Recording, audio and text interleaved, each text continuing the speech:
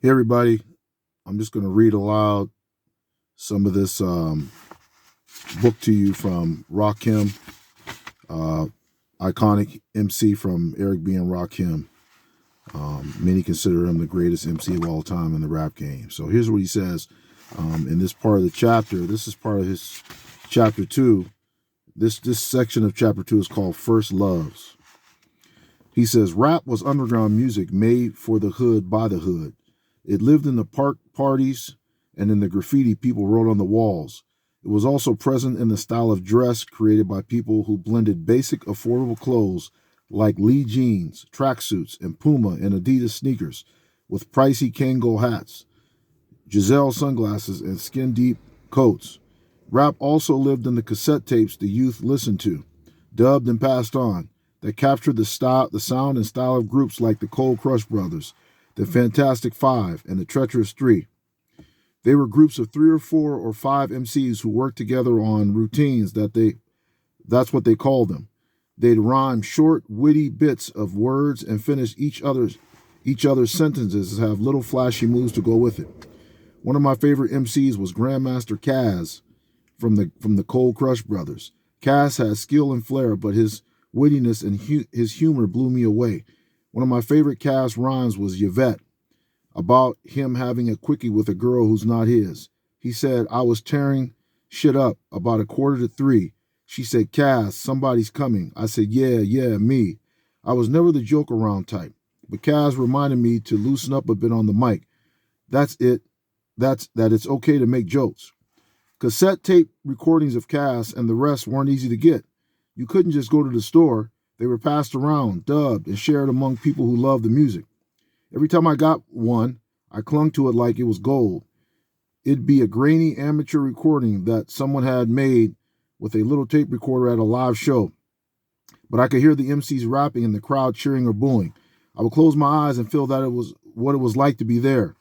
One day during a party in Wyandanch Park, this kid stepped up to the mic. He worked in his father's bakery on straight path, so everyone called him Doughboy. When he got a break on it, when he got a break on his shift, he would run over to the park and get on the mic still dressed all in white with a baker's bib on. He spat a crazy flow of rhymes that bodied the party. He was amazing.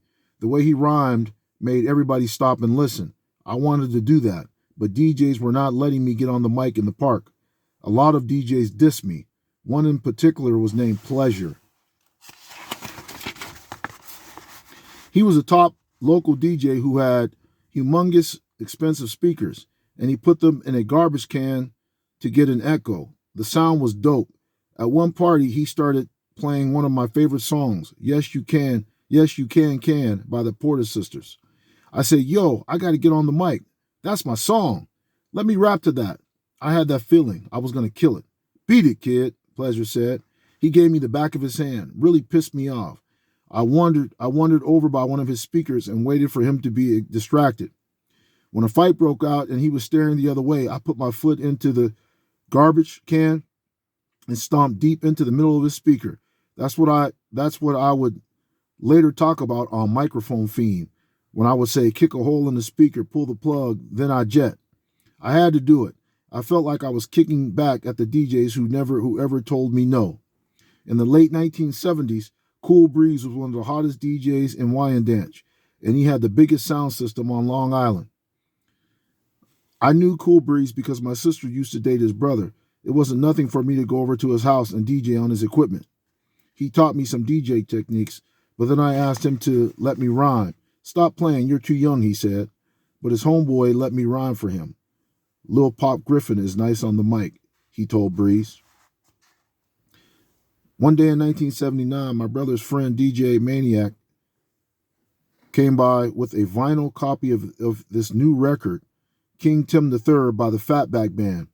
They were a funk band who heard that some of their songs were being spun by Herc, and they went on to one of his parties. Because of Herc, they added radio DJ Tim Washington to their live set and put out a song with him rapping as a B-side.